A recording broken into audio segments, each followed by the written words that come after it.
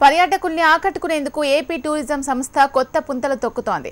గోవాలో నీటిపైనే కాకుండా నేలపైన కూడా నడిచే బస్సులు సక్సెస్ అయిన నేపథ్యంలో వాటిని నవ్యాంధ్ర రాజధాని అమరావతికి అందుబాటులోకి తీసుకొస్తోంది.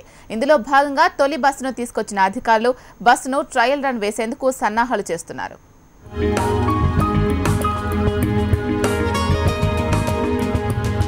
మీరు చూస్తున్న ఈ బస్సు వెరైటీగా కనిపిస్తోంది కదూ. చూడటానికి పడవ ఆకారంలో ఉంది. కానీ బస్సుకు ఉన్నట్లుగా చక్రాలు ఉన్నాయేంటి అనుకుంటున్నారా? అవును, మీరు అనుకున్నట్లుగానే ఇది రోడ్డుపై బస్సుగాను పనిచేస్తుంది. పడవలాగా నీటిలో కూడా దూసుకుపోతుంది. ఉభయతారకంగా పనిచేసే ఈ వాహనం పేరు జీడక్ బస్. ఎక్కువగా గోవాలో ఈ తరహా బస్సులు మనకు కనిపిస్తూ ఉంటాయి. కొంత దూరం రోడ్డుపై ప్రయాణం చేసి ఆ తర్వాత నీటిలో దిగి పడవలా తన పని తాను చేసుకుపోయే ఈ తరహా వాహనాలకు పర్యాటకుల్లో మంచి డిమాండ్ ఉంటోంది.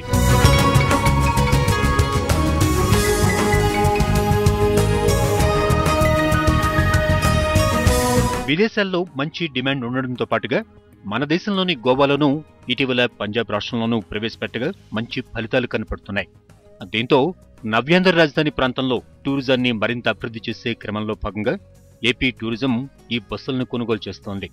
ఇందులో భాగంగా తొలి బస్సు విజయవాడలోని బరం పార్కుకు చేరుకుంది.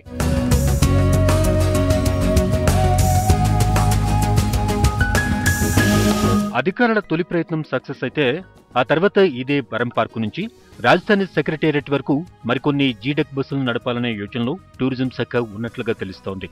నదికి అవతల ఉన్న తాళాయపాలెం నుంచి పవిత్ర సంగమం వరకు సర్వీసులు నడిపితే ఇబ్రహీంపట్నం నుంచి రాజధానికి వెళ్లాలనుకునే వారికి చాలా సులభతరం కానుంది.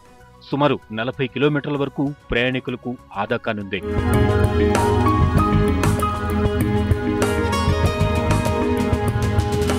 మొత్తంగా 32 సీట్లు, ఓ డ్రైవరు, మరో హెల్పర్ ఉండే ఈ బస్సులో ప్రయాణికులకు అత్యవసర సమయాల్లో ఉపయోగించే లైఫ్ జాకెట్లు కూడా అందుబాటులో ఉంటాయి.